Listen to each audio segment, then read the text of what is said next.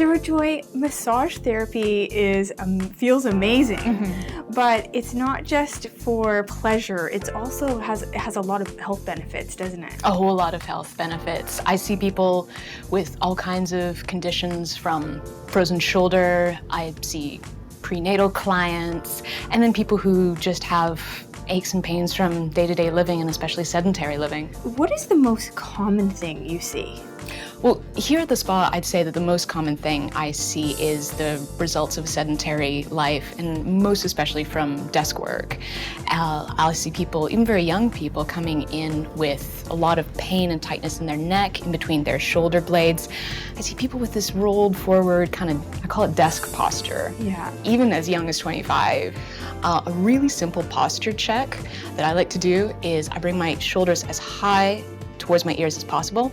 Yeah. Then back as far as possible, and then drop them. Drop them. Where they land, Yeah. that's where they want to be. What's frozen shoulder?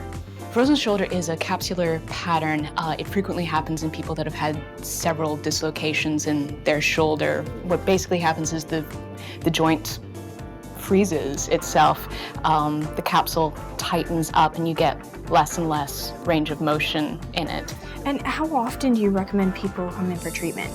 It depends what they're presenting with. If it's just a maintenance thing, I would say once a month is lovely. I try to get massage at least once a month. Okay. If they have something a little bit more serious, like something like a whiplash, you want to see them a lot more frequently than that at first, until we have things under control, and then we can space it out a little bit more.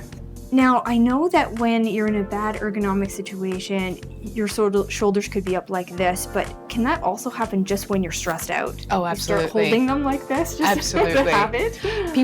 Everyone has got somewhere that they hold their stress. The shoulders and the upper traps is a pretty popular place. Yeah. Some people clench their jaw, some people clench their hands, but a lot of people, the shoulders drift up as the upper traps get tight. So could you show me maybe what muscles in particular that you see a lot of?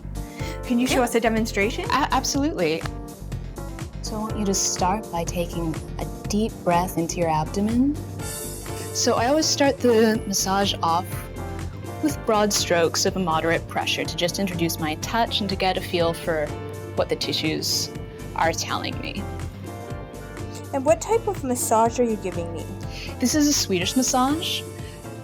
I would say the most common issues at the spa are desk workers and the aches and pains that come from that kind of lifestyle.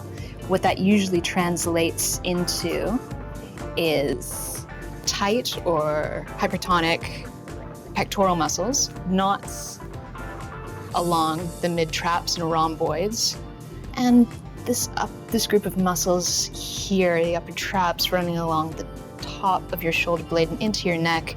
It can be a very emotionally difficult job sometimes, but incredibly rewarding.